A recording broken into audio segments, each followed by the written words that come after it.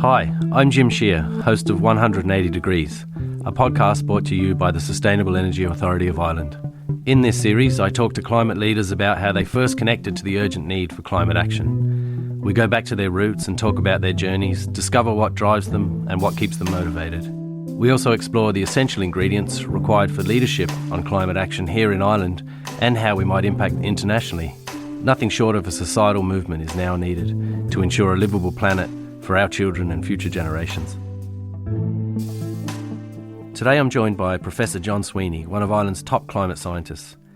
John has been a member of the Geography Department at Maynooth University since 1978 and is a leader on climate action in Ireland. He's published over 100 scientific papers and has written extensively on many different aspects of climatology and climate change in Ireland. He's been involved in major international research projects and has led nationally funded research projects examining various aspects of climate change in Ireland. Professor Sweeney contributed to the reports of the Intergovernmental Panel on Climate Change and is a COP veteran. In this episode, he brings home the latest climate science and his views on where we are headed unless we take action now. Professor John Sweeney, very glad to be having a conversation with you today. Thanks for joining us. You're welcome, Jim. You studied geography, climatology and air pollution in the University of Glasgow, where you got your PhD. And if I asked you to cast your mind back, as we have with other guests on the podcast, do you remember a moment or a period of time in your life where you first found your interest in the natural world? Well, I'm thinking at the moment about young students who are about to embark on the Leaving Cert. And I'm thinking back to my own stage there, where like many of those students, I didn't know what I wanted to do. And I felt myself torn between the sciences and the arts. And that was the reason I actually went and studied geography at the University of Glasgow.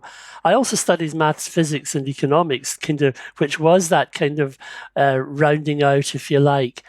And as I worked my way through my undergraduate career in climate, I became more and more conscious of the role of climate in influencing the natural world. We've always had a debate in geography about the role of climate, whether it determines the future and the fortunes of people or whether it just acts as a background influence. But irrespective of that, it was quite clear to me that climate was a very important influence on what grew, what lived, and how animals and organisms fared. And as I became an undergraduate and then later on a research student, I became more and more conscious of that. But I do recall at one stage in those days, studying climate was really not very fashionable. Climate was very much the poor relation of meteorology at that stage. And to some extent, it still is in some national weather centres where if you're told you're a climatologist, it's almost like being sent to Siberia. You're kind of consigned to working with averages and medians and things like that on data. But of course, over most of the world now, that has become very different and the whole course has changed. And when I graduated, I became much more interested then in the role of climate to the extent that it influenced air pollution. I was conscious in Dublin in the late 1970s and early 1980s that there was a really bad air pollution problem from smoke pollution over the city. And I recall standing many times on Killikee looking down at that view of the city and seeing it shrouded in smog and fog. And I began to notice that, those were times when people were recording higher mortality in St. James's Hospital, for example. And after an episode, more people were admitted for various respiratory and cardiovascular reasons. And I studied that for a couple of years. And it became clear to me that climate was really very important because the frequency of those temperature inversions which caused those air pollution episodes changed over time, and they were very influential in determining the well-being of people. So I began to look at those, and as I did, I became conscious that managing air quality, even at a wider scale, was very important, and climate played a vital role in all of that. And do I get a sense from you, John, that like it started as an interest and has it become a cause? Or how did you mentioned the 1970s? How have the narratives changed since you first got into it? Well, the narrative changed quite a lot as I suppose this country got to grips with smoke pollution in the 1980s and 1990s and uh, effectively started banning smoky coal all over the place. And as that problem began to be solved, I began to look at other aspects of climate, and I began to look at rainfall in particular, which is such an important part of the Irish psyche. And what I started doing was looking at the way in which rainfall changed across Ireland with different wind directions and wind speeds. As I did that, I began to think, well, suppose the frequency of those wind directions across Ireland changed. What would it mean for our rainfall? What would it mean for our temperature? And I began to just work the data on that, and it began to show up that if we took a very hot summer, if we took a very cold winter, if we took a very dry summer or dry winter, we got fundamental changes in our rainfall and temperature. And I began to look at the way in which those frequencies changed. And it led me into thinking, well, climate is not fixed as the old people used to think. And it began to be quite clear to me at that stage that climate was a movable feast and was quite dynamic.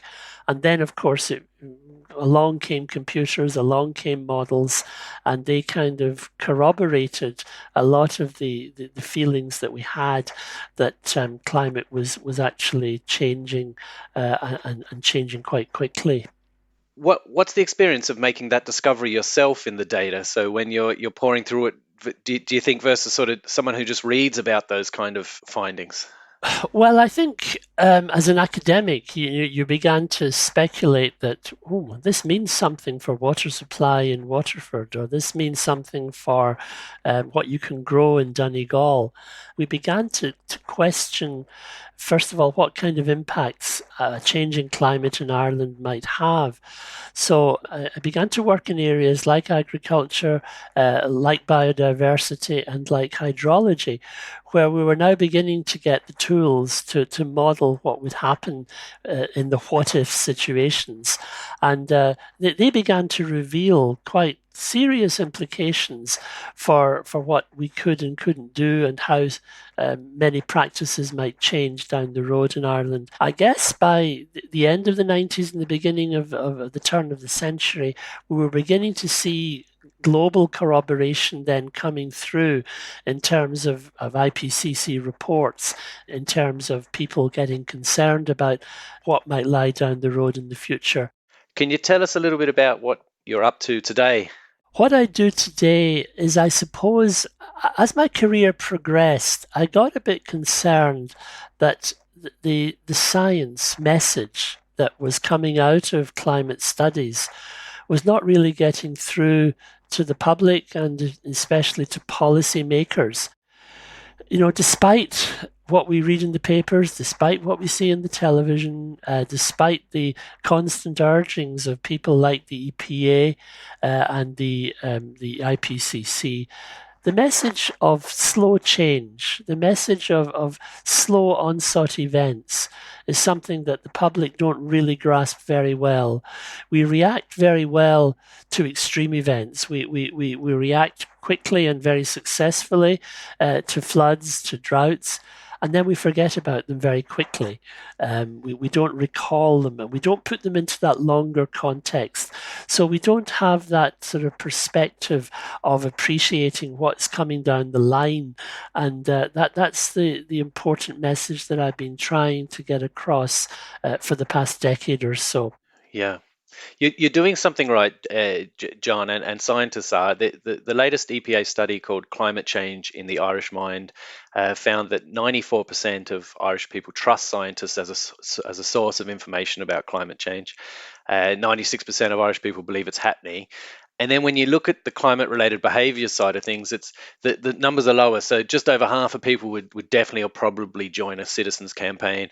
Less than half have punished companies that aren't operating in line with climate action. So there's sort of this sort of understanding to action gap.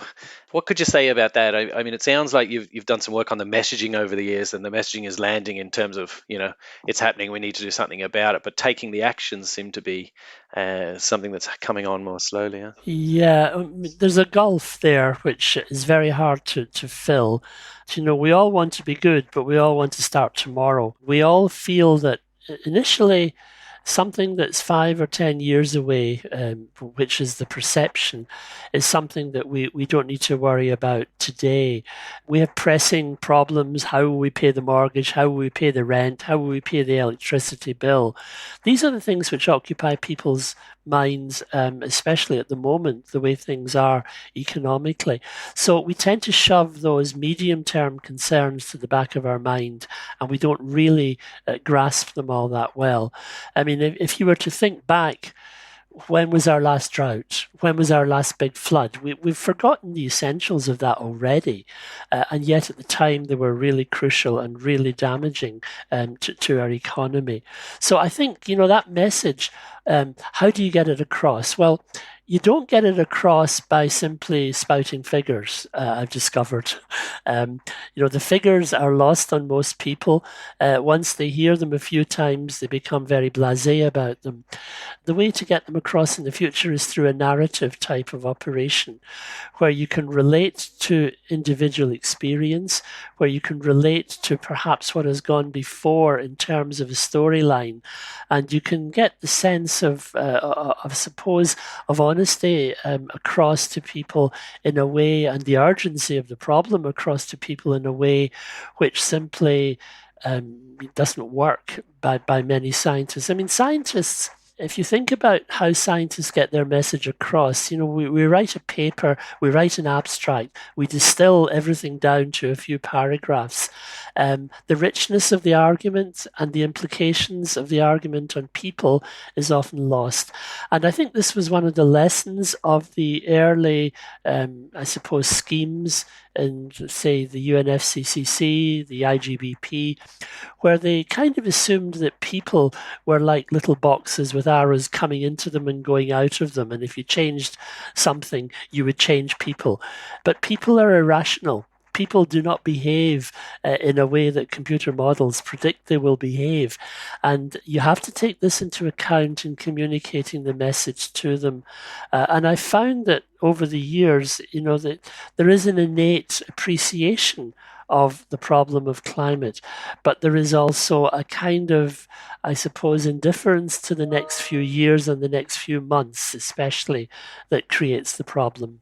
I mean, there's a lot in the press about some of the more extreme impacts of climate change that are happening now, but perhaps happening in other countries like sub-Saharan Africa, up in the poles where the ice caps are melting. These kinds of things seem somehow removed from Ireland. Can you say a little bit about what you're seeing happening here in Ireland as a result of climate change and that's already unfolding here that perhaps we need to expect more of?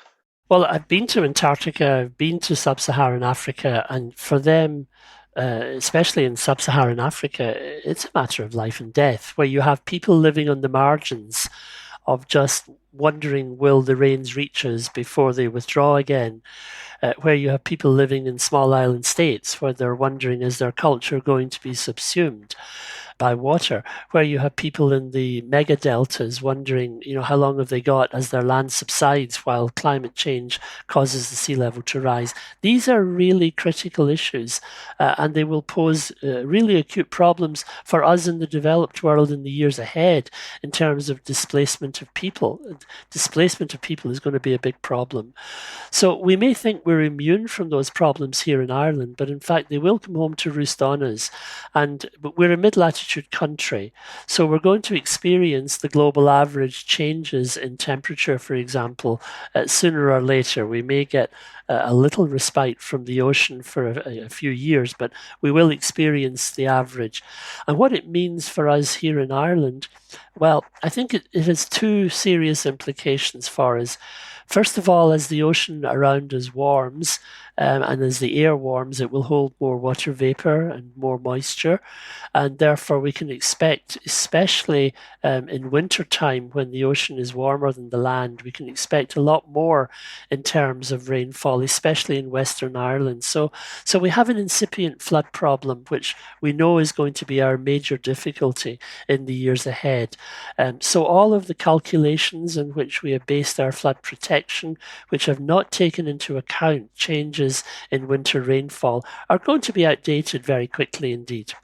And secondly, then in summer, we know that the movement north of the jet stream, the movement of the climate belts polewards, will mean that we're going to get a bit more in the way of anticyclonic activity in the summer, and therefore more in the way of dry weather, especially in those parts of Ireland which are already dry in the east.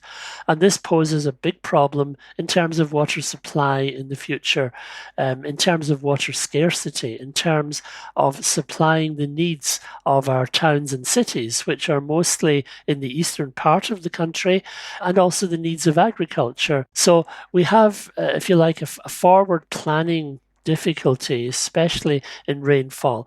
We know also, of course, that our springs are getting earlier as our temperature has warmed up by half a degree or so in the past 30 years, and the models that we've done at Maynooth suggest that we're in for another half degree at least in the next 20 to 30 years. So spring is getting earlier, which means that the rhythm of the seasons is changing for agriculture. The rhythm of the seasons is changing for biodiversity. It's changing for migratory birds, for example, and that there may be asynchronies in that, where we get migrants arriving where the insects are not available for them to feed off.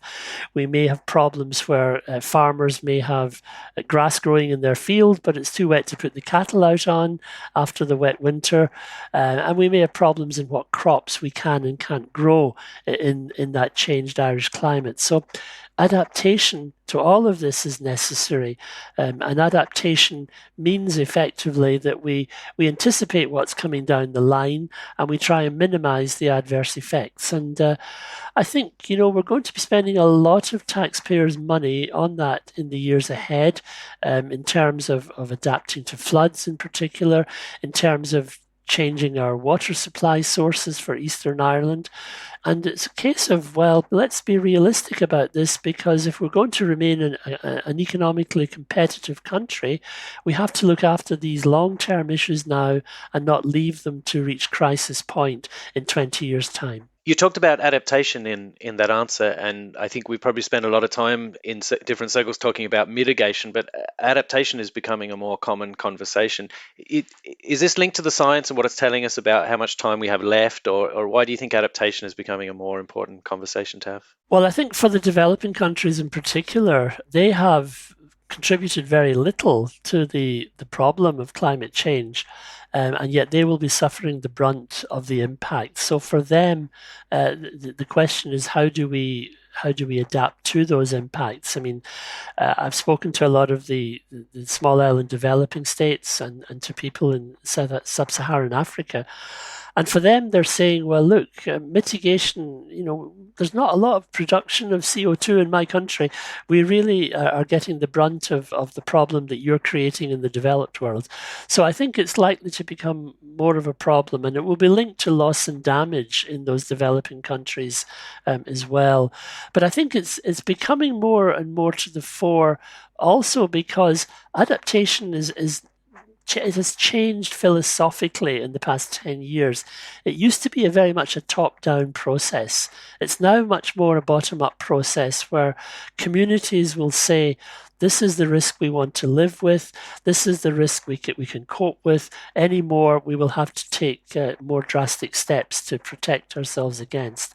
And that's becoming a more common phenomenon in many, not just communities in Ireland, but communities across the world. So it means that adaptation is vital, and it requires, of course, leadership from government and local government sources to put in the necessary infrastructure to ensure that those assets which communities want to keep intact and preserve, that they are protected as much as possible from what may come down the road.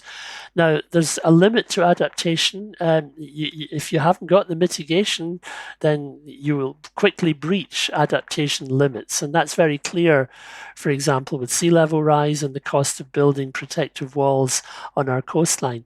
But I think there's an intermediate phase where we can do what we can in terms of offering our own mitigation options on an international stage, and at the same time adapting to what is inevitably coming down the road for us in terms of the global changes, which we can't really expect to have a very strong influence on, given the size of Ireland and its emissions quota. Yeah, we really need to get moving. Can we talk a little bit more about the actions that we're taking to address the climate and biodiversity crisis? And if we could start with a wide lens, you've been involved in the COP process, Conference of the Parties internationally, for a number of years, and the IPCC scientific reporting process as well. You've been referred to as a COP veteran, I've been reading. What do you see about the COP process that you would say is positive part of that international communication? Well, I think this is a problem which can only be solved by multilateral action. And in the end of the day, unless we get that multilateral action, then we won't get anywhere. Countries are rather like individuals in that they act in their own self-interest primarily.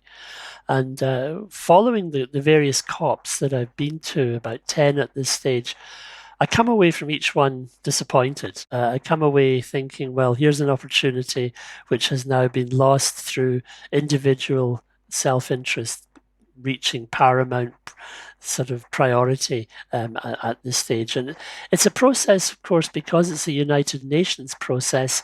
It's a process which requires unanimity, and unanimity among 197 countries is something that is going to be always very difficult to attain. There's an argument that says, and I've been reading it recently, that the whole IPCC process has placed, and COP has placed an intermediate barrier between the public and the policymaker, and that without that, the public access to pressurize the policymaker would have been stronger.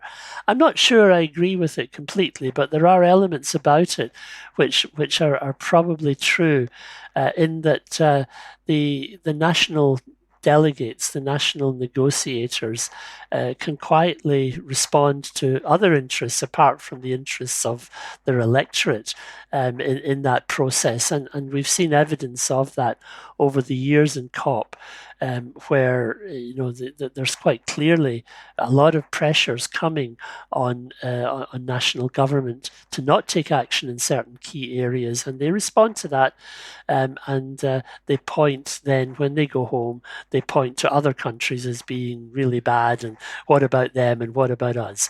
So I think, I'm disappointed a little, but at the end of the day, we proved with multilateral action we could solve the ozone problem.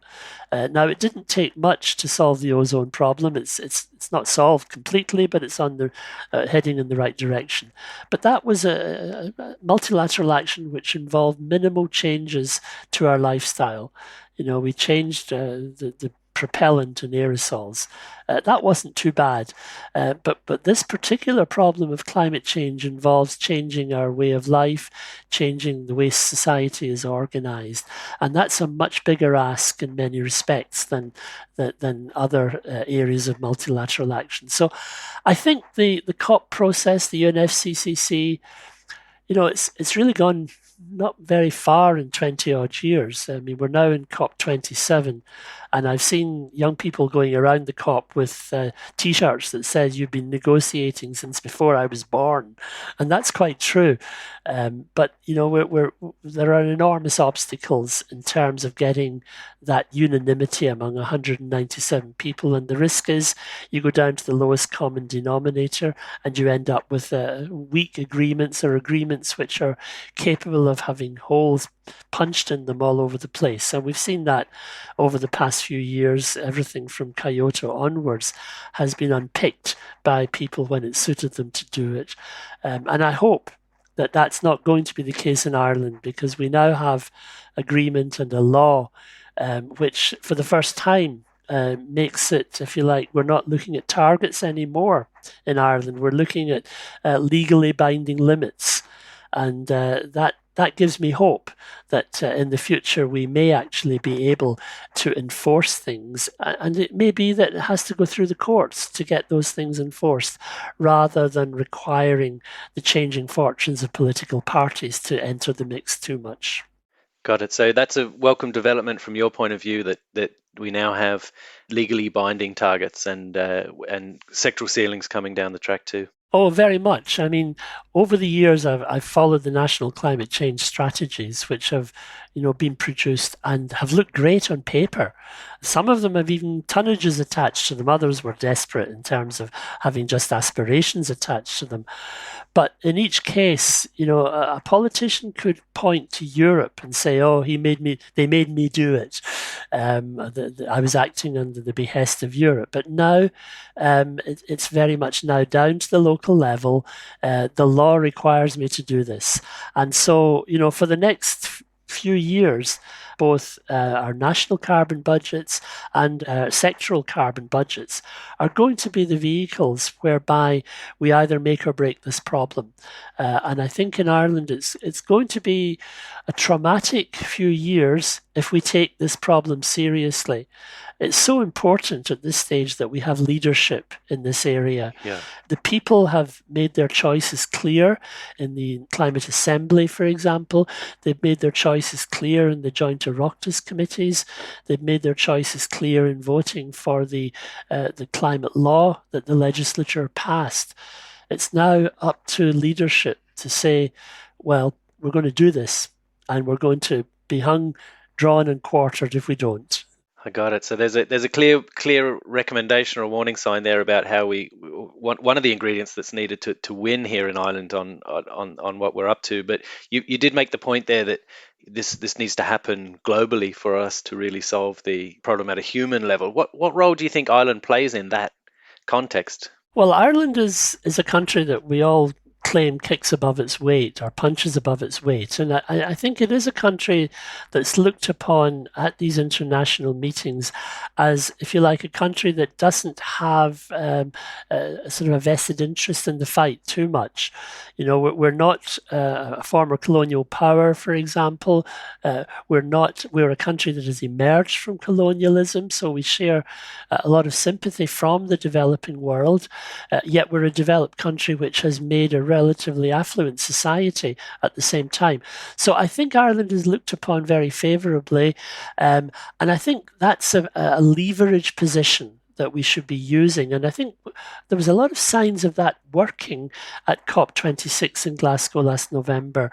A lot of very positive things came out from Ireland's involvement as an active player in the climate negotiations, which I hadn't seen much evidence of before, where we tended to shelter behind some of the more intransigent countries in the EU when it came to the crunch. So I think Ireland has a very important role to play, but the really important role to play is as an exemplar. If we can't prove that we can do it, that we can deliver the goods, that we can stand up and meet our own obligations, we can't lecture any country in the world on theirs. And I think that's the message that I think is so important for us. Yes, we have tiny emissions compared to China or India. And yes, whatever we do will not change the direction fundamentally of global temperature. But I'm always reminded of a citizen that says, what difference does it make if I throw my crisp bag down in O'Connell Street because there's loads of crisp bags there already? There's an element of ethics here which we have to stand up and be counted for. And I think, we can't run away from the fact that we're a country which historically has contributed more to the problem than many other countries over time, and are still contributing even within the European Union. We're contributing more on a per capita basis than 25 other countries. So, if we don't accept our responsibilities to change, then the pointing the finger is it just doesn't work with other countries. Got it. So really clear, it's going to take something massive to win here in Ireland, to get done what we need to get done to meet those legally binding targets. So, John, a big part of this is going to be, get into people's hearts and minds so we can come together to solve this. What have you seen happening around the place that you think captures the hearts and the minds? Well, I was very struck by what Ireland achieved to solve their domestic air pollution problem in terms of how individual events such as excess deaths changed the whole political consciousness and the whole community consciousness in such a way that the problem was tackled effectively. And I think, with climate, it may well be that we need the catalytic event of a flood or a drought to actually get people to realize that, this is something that's not just a third world problem. This is a problem for us and for the next generation. It may well also come in energy. And I think, I'm quite conscious of the fact that energy rationing may be a reality in 10 years' time. And that may well be also a catalytic event in changing people's approach to what we can and can't do in terms of controlling climate. So I think, the way society changes overnight is through catalytic events like that. And it may well be that we have to await some of those unfortunate events to actually get us through that. You've talked also about the systems that need to change. So beyond the technologies, I suppose, and the behaviours, what view do you have on the current economic and political systems and how they're geared to attack the climate crisis here in Ireland? I think the first thing to be said there is that it's a David and Goliath type operation.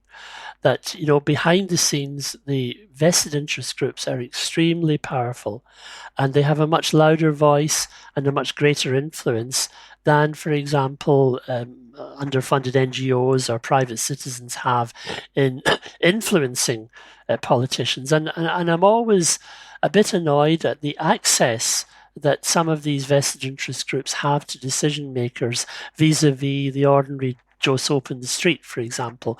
But I think what I'm encouraged about is that I see signs of change happening, especially in the private sector in Ireland, where I see companies now in whatever field, be it agricultural, be it commercial, be it retail, beginning to respond to pressures coming from below, beginning to respond to consumer pressures, and beginning to take pledges which are pretty ineffectual so far, to be honest, but the beginnings, I think, of commitments which will become more severe as time goes on and as they respond to shareholder concerns.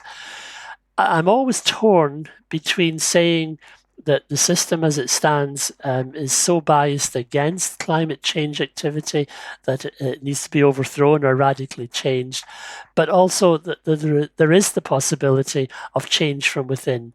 And I think, with leadership and with regulation, which I think is so essential, the system can be made more productive, more, if you like, more progressive, even by not overthrowing the whole system at this stage. But it's fair to say that the history of climate change has been a history which has been peppered by efforts by vested interest groups to denigrate climate scientists, to denigrate the whole principle and science of climate change. And I think we're emerging from that now, but we're emerging into a new battleground zone where there's a lot of greenwashing going on, where companies and private sector areas will pretend that they're doing things on climate change, and really, when you scratch under the surface, you find that it's pretty minimal if the truth be known. Yeah, it sounds like you're starting to talk about the climate action movement as a movement, and are you suggesting that it's led by politics, or if the people change, does that change it, or where does that start? Like we have a lot of people working in community groups around Ireland on sustainable energy, for example, and we see them as the heroes really, and part of that movement. So is it the people? Is it bottom up? Are we waiting for something from top down, or what do you think's going to really kick it off? I think that, that those people are champions. Those people are terrific. And when you scratch under the surface with them and you find their commitment to doing really good things in their community, be it decarbonisation of town centres, be it sustainable energy, be it even tidy towns, biodiversity projects, those are the people that are the salt of the earth in this problem. And really what motivates me is that all they want is a bit of leadership from above, a bit of commitment from above to say, you're doing your bit, now we'll do our bit. And I think that's the missing ingredient so far, that we've got we've got commitments and we get plans.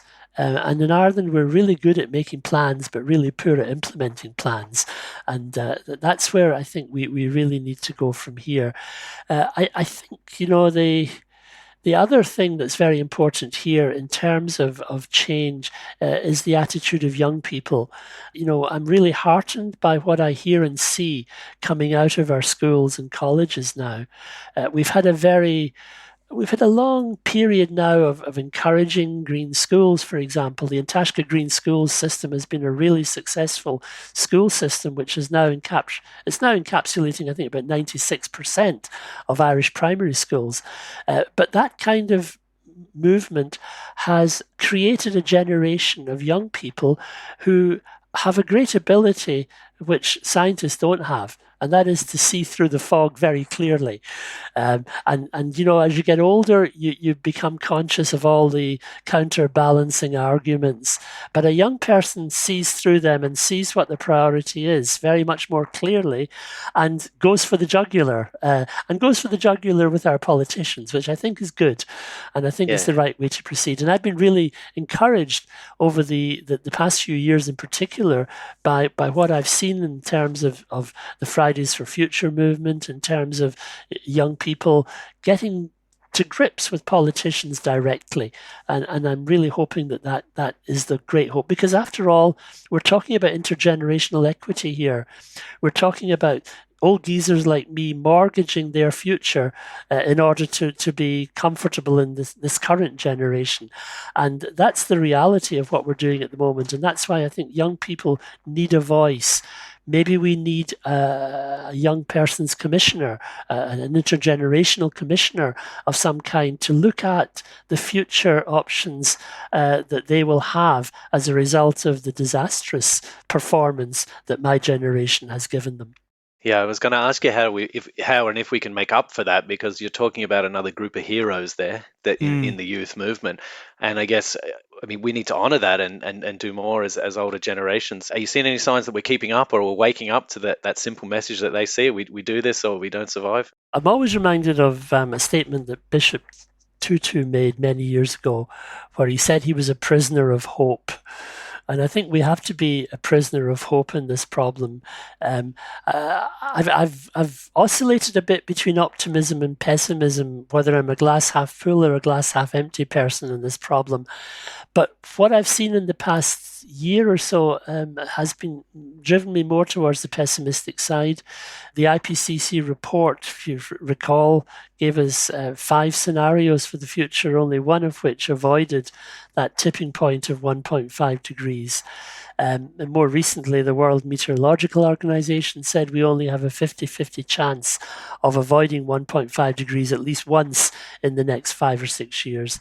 So, it looks like we haven't learned our lesson. We're on the track towards reaching some of those rather dangerous tipping points. The 1.5 degrees will mean that the young generation we're talking about will probably see the end of coral reefs. The younger generation will probably see the end of alpine glaciers. They may well see the end of, or the beginnings rather, of the irrevocable melting out of Greenland and even West Antarctica. So those are the kind of tragic things which may not be recoverable for the next generation, and I'm quite worried about that for the future, because, okay, you may say, well, the world will go on without coral reefs, but if we go further and we start messing with the Gulf Stream, for example, the world will change very, very radically indeed, especially places like Ireland. So I think we have to be conscious of those, if you like, possible pitfalls down the road that we're now rushing towards like lemmings in many ways. And for that reason, I think having those champions, having those young people as champions is vital. I'd give them more political power at this stage. Yeah, it's a great idea. you're looking at the science a lot, and you're creating a lot of it for us, and pointing to the warning signs. And I think for a lot of people it can get overwhelming, and I could really feel the gravity of what you were saying there about these ecosystems being wiped out for the next generation and then not getting to experience it. When you're having those pessimistic moments, what gets you out of bed to go and do another day's work? I think a sense of injustice is the first thing that you find, a sense of anger, a sense that you really don't see the response being adequate to the threat being posed. I think that's what most environmental people would get worked up about at the moment, that the writing is on the wall, that the science is clear, that the direction we need to travel has been laid out very carefully and very skillfully by the IPCC, by other scientists, and yet we're procrastinating on taking the radical action necessary. I think that's what really is difficult to stomach. And of course, the political cycle is something that's also a most annoying thing, where the change every 5 years, the change every 4 years may change radically the approach to this problem. We saw that in the United States with Trump and Biden, for example. And of course, there's always a tendency for a politician to kick for touch down the road to the next government or the next administration, leave those problems for them to solve, and not actually grasp the nettle. So those are the kind of things that annoy most environmentalists, I think, most of all. And also even petty things like how we plan our towns and cities, how we plan our transport systems, how we often ignore the imperative of being more sustainable in favour of economic short-term returns. Those are the things that really annoy people. Yeah, and without asking you to come up with all solutions for all of those, and there's a lot of people thinking about it. Instead, I think finally what I'll ask you to do, John, for us is maybe look into the future and tell us what you see in, say, 2050 here in Ireland. Well, we'll still be here, and we'll still be growing food, and we still will have a society which may not be as productive as the present society, unfortunately. I see our biodiversity being diminished, and that's something that I think happens so slowly that people don't actually appreciate what's going on until it's too late. I see us still being able to grow grass and grow green fields and be a green island, but I'm pessimistic about our place in the future world, where the future world has become destabilized and where we may be a beacon of stability to some extent in an otherwise ravaged world by climate change. It's a pessimistic view, I know, and as I say, I've wavered between optimism and pessimism over the past few years, but the way things are going, I've looked, for example, at some of the pledges made by countries in the COP, and the weasel words that you see come out and don't give you grounds for optimism that their heart is actually in the right place in terms of reducing their emissions. And it's on that basis, I think, that we're going to have those big difficulties down the road, which will have knock-on effects in Ireland, undoubtedly. John, thanks for sharing that view. It's one that I think a lot of people don't tend to stay stuck on. And I'm thinking I need to ask him something so we end this thing on a hopeful note. Yeah. And I think that's a trap that we could fall into too, because you're really pointing at the reality of what's locked in and what's coming. Yeah, but remember, people, the human species is the most adaptable species on the planet. We are the dominant species because we can react to change. And Ireland is a small country, it's a nimble country. And if we get our act together, we can do wonderful things in this country. So, I don't want to be a doom and gloom merchant to finish. I think we have to have hope in the future. And, we have to be prisoners of hope. And that's the most optimistic thing I think we can have. Professor John Sweeney, thanks for joining us today on 180 Degrees. Thank you. Thank you for listening to today's podcast. We hope you enjoyed our conversation and it's left you in action and hopeful for our future. Please visit seai.ie/podcast for information on each of our guests this season and links to further relevant material to support you around your own climate actions, or resources if you are suffering from any climate anxiety. If you enjoyed this episode, please subscribe to 180 Degrees and rate the podcast to help us spread the word.